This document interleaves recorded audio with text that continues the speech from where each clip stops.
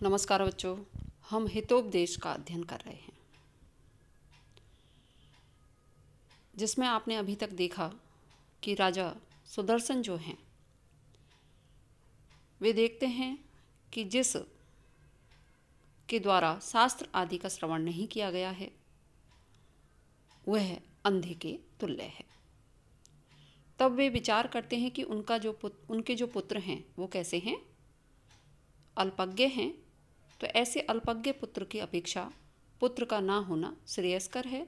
इसी बात को भिन्न भिन्न उदाहरणों के द्वारा समझाने का प्रयास इसमें किया जा रहा है। उसी क्रम में आगे कह रहे हैं, दाने तपसी सौर्ये च यस्य न प्रथितं मनः विद्यायाम अर्थम लाभे च मातु उच्चार एव सा।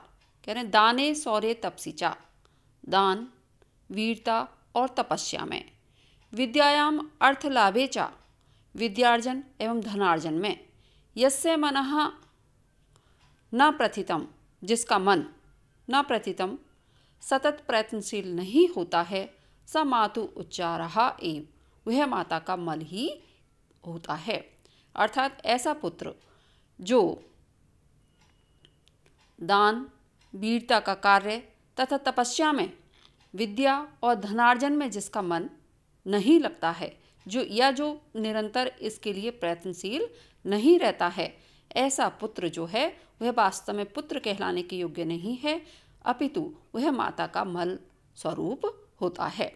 उक्त कार्यों में प्रयत्नशील पुरुष ही अपनी माता का सच्चा पुत्र होता है, अन्यथा वह उच्छिष्ट मात्र है। इसी भाव को एक दूसरे श्लोक के द्वारा कह रहे हैं, वो देखिए, वरम एको गुड़ी पुत्रो नाचा सुखम सतानि अपि एकश्चंद्रः तमोहंति नाचा तारा गणो अपि चा। कह रहे हैं एकः गुणी पुत्रः वरम मूर्ख सतान अपि न। एक ही गुणवान श्रेष्ठ होता है। एकः चंद्रः तमोहंति, मूर्ख सतान अपि न, सैकड़ों मूर्ख जो हैं वो पुत्र अच्छे नहीं होते। कहने का अभिप्राय ये है कि यदि किसी व्यक्ति के एक ही पुत्र हो, लेकिन वो पुत्र कैसा होना चाहिए, गुणवान हो, तो वह सैकड़ों पुत्र जिसके हैं उनसे वो कैसा है, श्रेयस्कर है।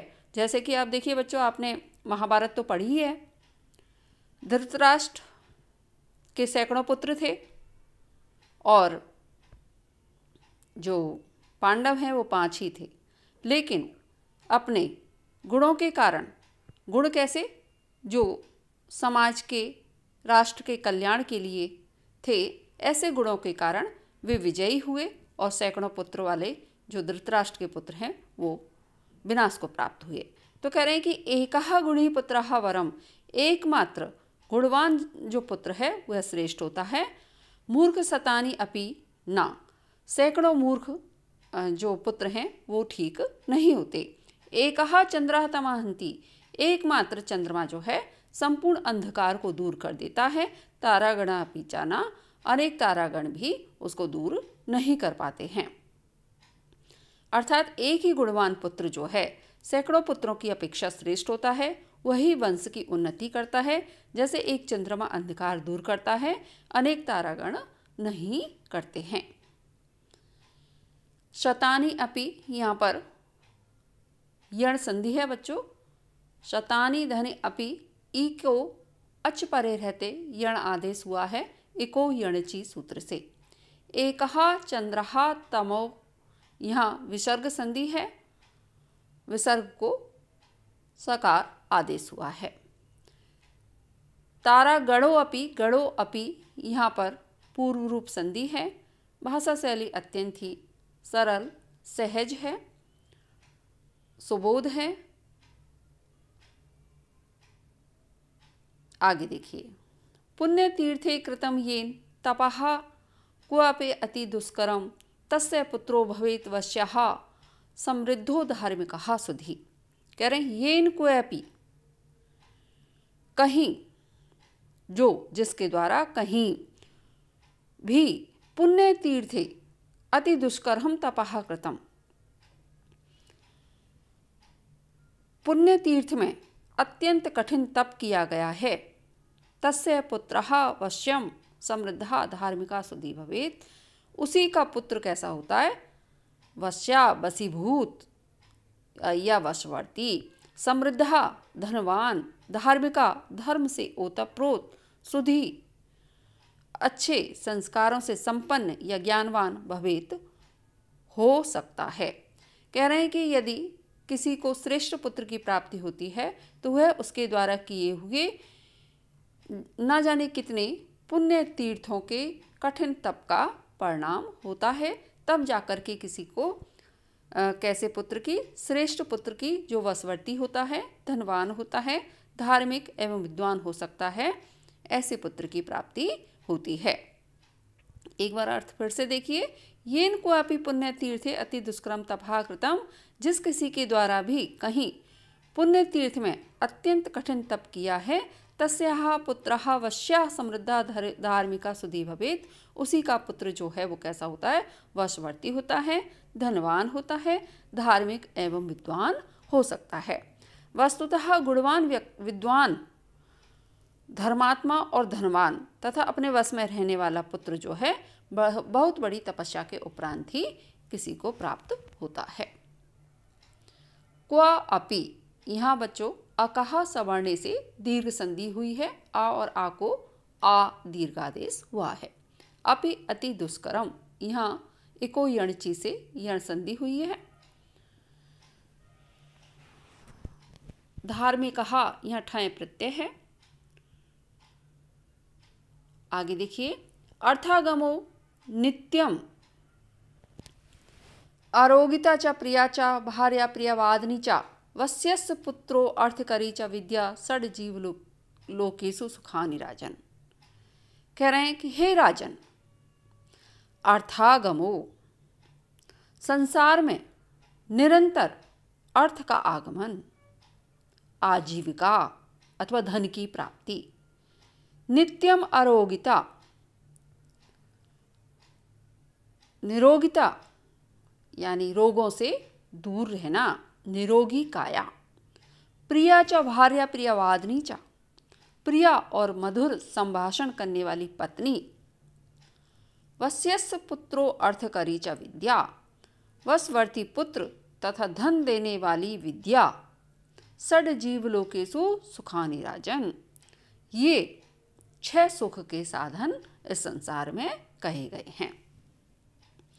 ये कह रहे हैं, हे राजन, इस संसार में नित्यम अर्थागमो, नित्य अथवा हमेशा आजीविका या आजीवन धन की प्राप्ति, यानी निरंतर आजीविका होना, ऐसी आजीविका जिसके द्वारा व्यक्ति प्रतिदिन ही किसकी प्राप्ति करता है? धन की प्राप्ति करता है। यह है। दूसरा, प्रिया च भार्या निरोगिता, पहला सुख निरोगी काया, यदि आपका शरीर सही है तो ही आप अन्य जो सुख हैं, जो कि दैहिक सुख हैं, उनकी प्राप्ति कर सकते हो, और इस काया के द्वारा ही परलोक जो है उसको भी आप सुधार सकते हैं। तो सबसे पहले जो सुख माना गया है वो निरोगी काया माना गया है। तो करें कि निरंतर नित्य ही धन की प्राप्ति, निरोगिता, प्रिया च भार्या च प्रियवादिनी च, प्रिय और प्रिय संभाषण करने वाली पत्नी, और आज्ञाकारी पुत्र, धन देने वाली विद्या, ये 6 जिसको प्राप्त हो जाते हैं वह व्यक्ति इस संसार में सुख की प्राप्ति निरंतर करता रहता है, या ये 6 सुख के साधन होते हैं। अर्थात निम्नलिखित 6 पदार्थ जिसके पास सदा होते हैं वह आजीवन सुखी रहता है। नंबर 1, नित्य धन की प्राप्ति।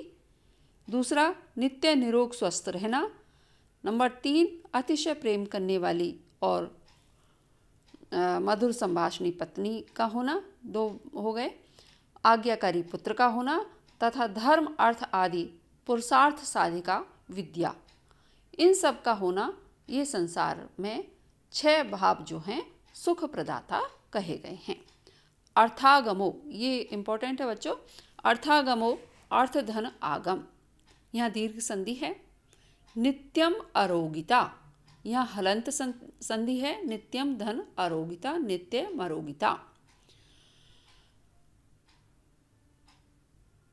वस्यस वश्यः धन चा, यहाँ विसर्ग संधि है। पुत्रो अर्थकरी, यहाँ पूर्व रूप संधि है बच्चों। भाषा शैली अत्यंत सहज और सरल है, सुबोध है। आगे देखिए,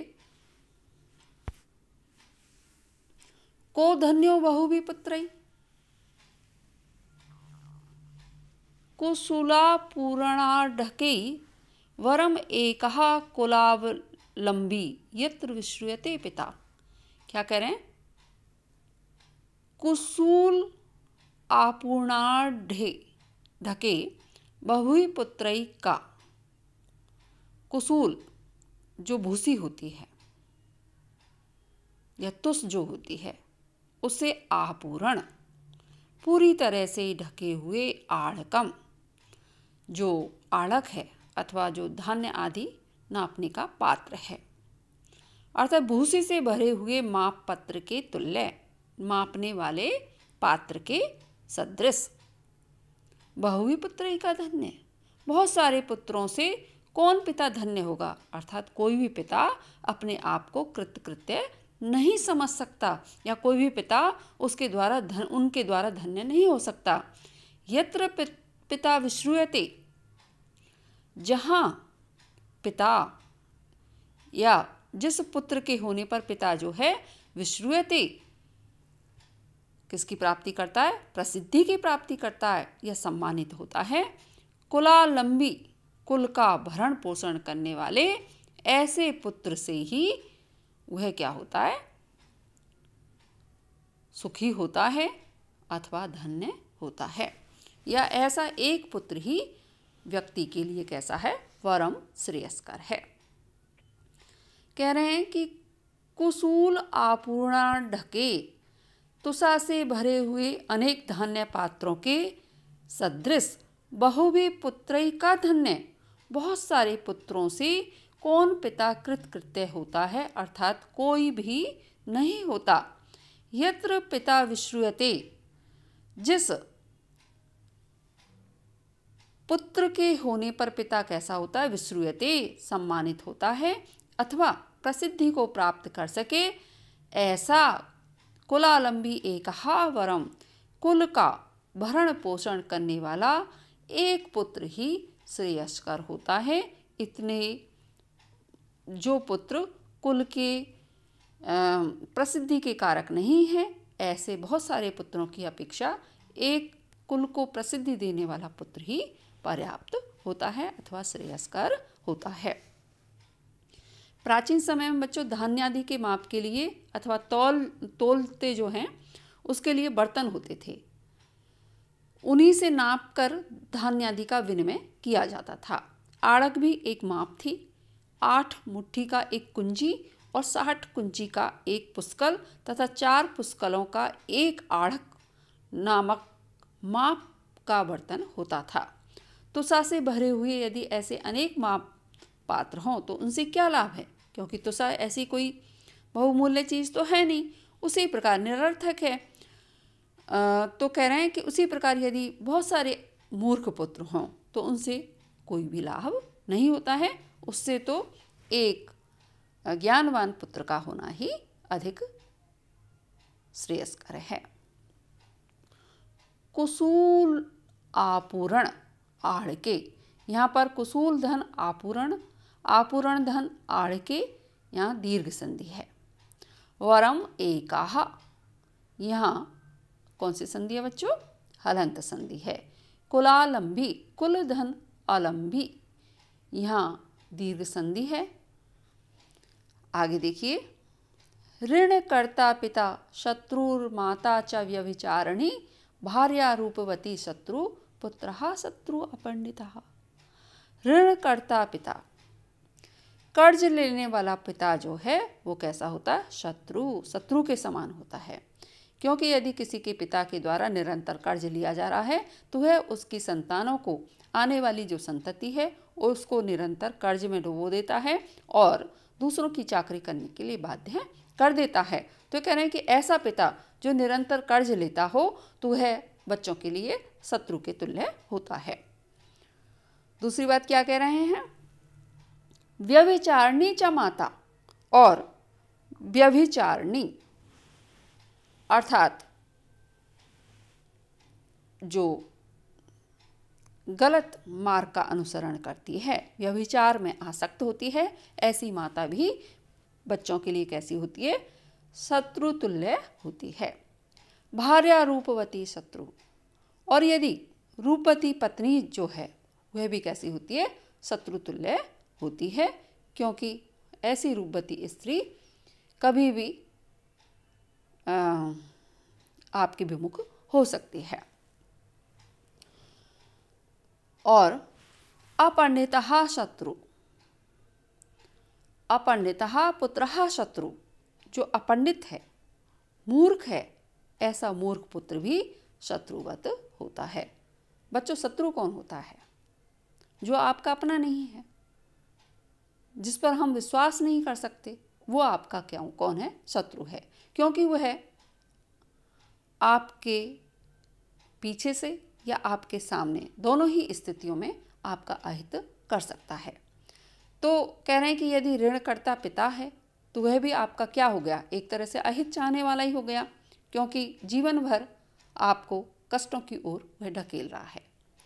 इसलिए उसे यहाँ कह रहे हैं कि यदि ऋणकर्ता पिता है तो वह शत्रु तुल्य है। व्यभिचार में आसक्त जो माता है उसके द्वारा भी जो संतति है निरंतर निंदा की भागी बनती है, इसलिए ऐसी माता भी शत्रु तुल्य होती है। रूपवती जो पत्नी है वह भी कैसी होती है? प्राय वशवर्ती नहीं होती है, इसलिए वह भी शत्रु तुल्य होती है। और अपंडित मूर्ख जो है, मूर्खता के कारण वह ऐसे कार्य करेगा जिसके द्वारा पिता लज्जित होंगे, तो वह भी शत्रु तुल्य है।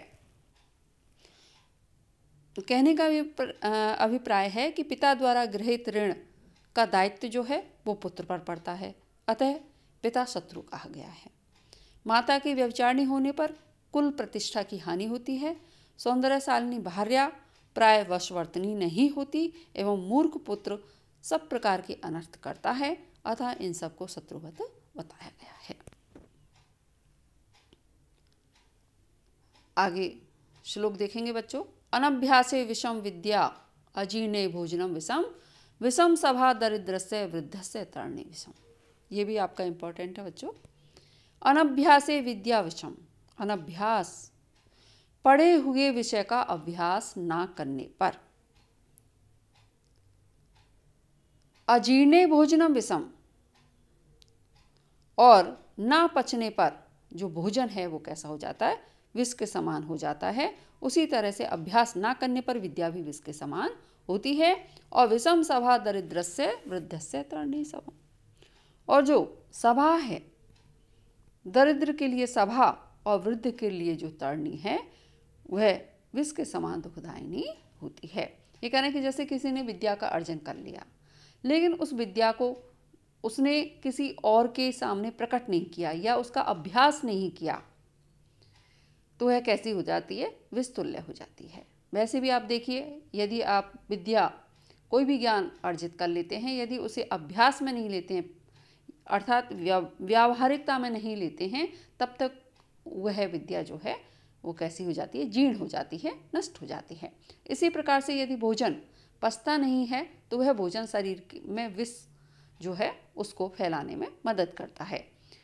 और दरिद्र जो है उसके लिए किसी भी प्रकार की जो सभा है वह कैसी होती है? विष के तुल्य होती है। और जो तरणी है या जो युवती है वह किसके लिए विष के तुल्य है? वृद्ध जो है उसके लिए विष के तुल्य हुआ करती है।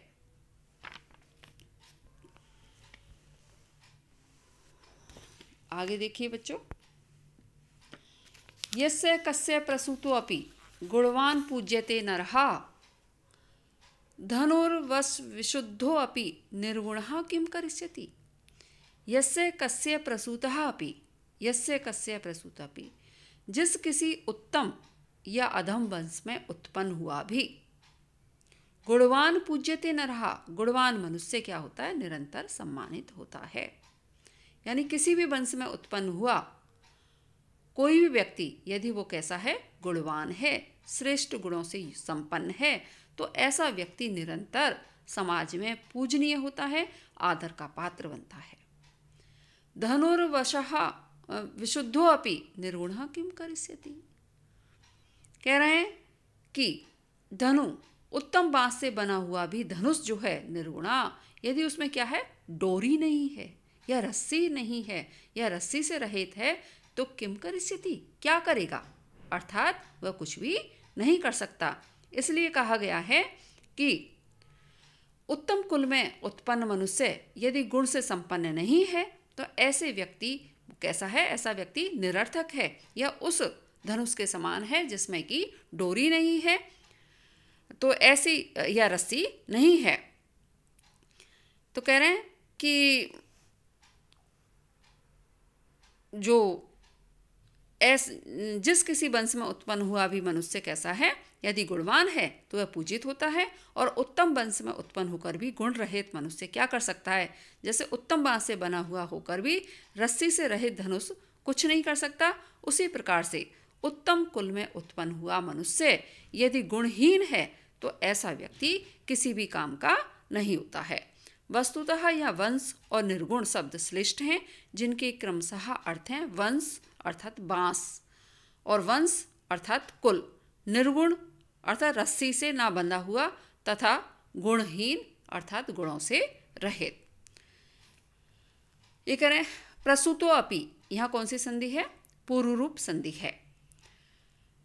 विशुद्धो अपि, यहाँ पर भी पूर्व रूप संधि है। हा हा पुत्रक नाधीतम गता श्वेता सुरात्रिषु तेन त्वं विदुषाम मध्ये पंके गौ इव सीदसी। क्या कह रहे हैं, हे पुत्र, हा हा पुत्रक, हे पुत्र, गतासु एतासु रात्रिषु न अधीतम, तुमने इन जो गतासु रात्रिषु बीती हुई रात्रियां हैं इनमें नाधीतम अध्ययन नहीं किया है। तेन त्वं विदुषाम मध्ये पंके गौ इव सीदसी, इस कारण से अर्थात जो दिन निकल गए हैं, जो रात्रियां निकल गई हैं, उसमें तुमने क्या नहीं किया, अध्ययन नहीं किया, ज्ञान की प्राप्ति नहीं की।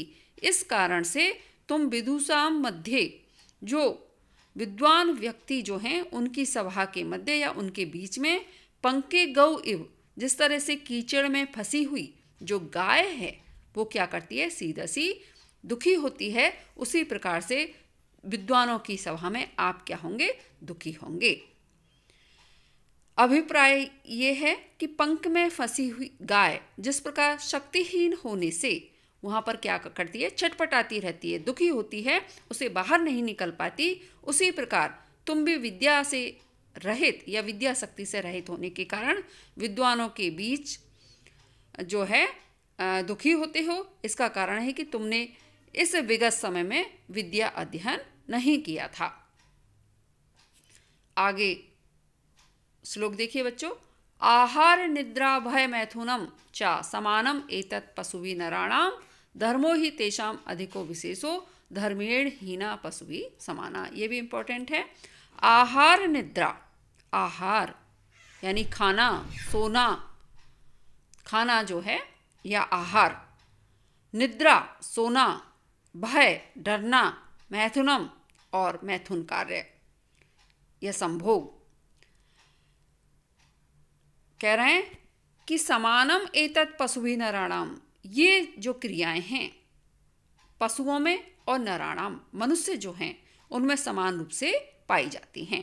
अर्थात खाना, सोना, डरना और संभोग, ये चार चीज़ें जो हैं पशुओं में और मनुष्य में समान रूप से प्राप्त होती हैं। धर्मा ही तेषाम अधिको विशेषो, जो मनुष्य है उसमें धर्म ही एकमात्र अतिरिक्त गुण होता है या विशेषता होती है जो पशुओं में नहीं होती है या उन्हें पशुओं से भिन्न करती है। तो कह रहे हैं धर्मेण हीना पशुभि समाना, धर्म से रहित मनुष्य जो है वो कैसा होता है, पशु तुल्य होता है। इसलिए मनुष्य को धर्म में प्रवृत्त रहना चाहिए, यह धर्म से विमुख नहीं होना चाहिए। कह रहे हैं कि निश्चय रूप से धर्म ही उनकी एक अतिरिक्त विशेषता होती है मनुष्यों की, और धर्म से रहित मनुष्य जो है वह कैसा होता है? पशुतुल्य होता है। धर्म ही मनुष्य को क्या करता है? मनुष्य को श्रेष्ठ बनाता है और धर्म से रहित मनुष्य पशुतुल्य होता है। इसलिए मनुष्य को धर्म जो है धारण करना चाहिए या धर्म के अनुकूल आचरण करना चाहिए। पशु भी नराणाम, यहाँ विसर्ग संधि है। तेषाम अधिको, यहाँ व्यंजन संधि है।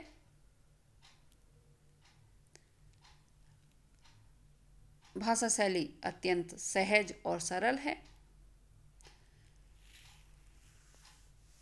शेष बच्चों अगले व्याख्यान में, तब तक के लिए धन्यवाद।